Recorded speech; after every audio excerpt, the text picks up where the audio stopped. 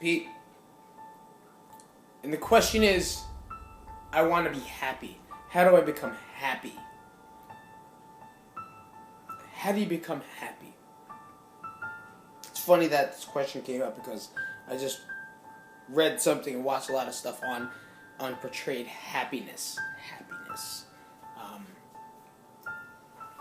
50% of happiness is genetic, which means no matter where you're at or no matter what level you hit or wherever you're going to go to, you're always brought back down to that genetic level. You're always genetic level, and you're always brought back down to that percent. So no matter where you go, your body already has that certain amount of happiness it's going to get.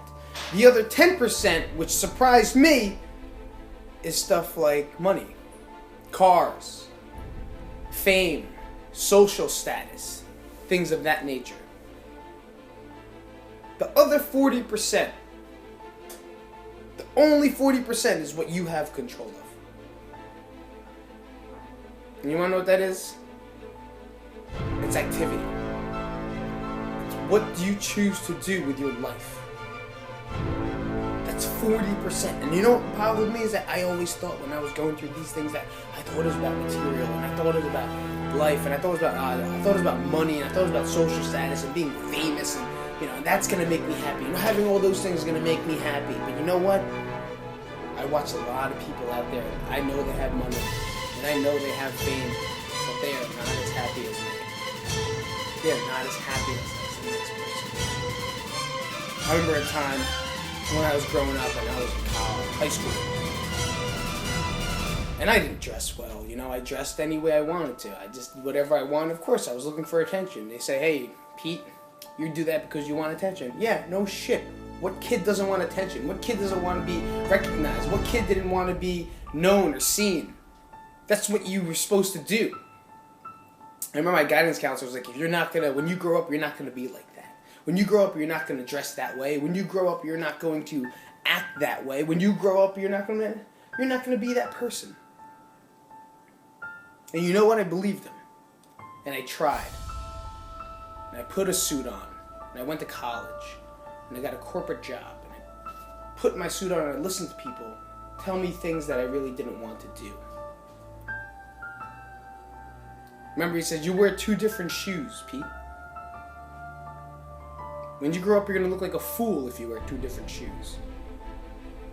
When you grow up, you're going to look like a fool if you dress the way you do.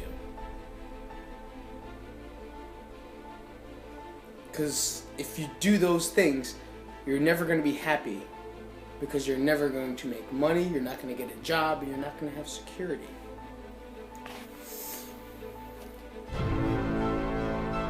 I'm just breathing because every time I think about it, it hits a spot right here. Because I'm grateful for that person that told me that. I'm grateful for the things that he told me to believe in. He told me to do these things. He told me to be this person. And I believed him. And I want to thank him for that. Because I've never had so much anger and pain and angst to prove them wrong. Until this day, I still remember it. It sticks in my head that stuff just proves them wrong. Because they define happiness as that 10%. When I know what my happiness is. Okay, happiness to me isn't the money. Happiness to me isn't the status. It isn't the clothes I wear. It isn't anything. That doesn't make me who I am. You know what makes me who I am? What makes me happy and what makes me who I am is being with people and showing people I genuinely care about them. That's what makes me happy. That's what the other 40% is. It's a chosen activity. What do you know what the happiest people in the world do? The happiest people in this world, they are with other people that are happy just like that. Because here, let's put this situation, okay? You have $1 trillion, not even $1 billion, you have $1 trillion. The person you care about the most just died. How much of that money would you give to get them back? Because I'll tell you right now, if I lost my wife right now, if I lost my brother right now, there wouldn't be any amount of money that I wouldn't give for me to see them again for one more second, just to tell them I love them. there wouldn't be 1 ounce of gold or car or money that I wouldn't give if they passed away right now. That I wouldn't give or give up just to see them again.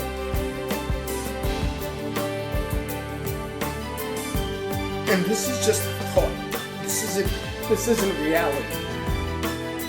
That's how I know what my happiness is, because that's what makes me happy.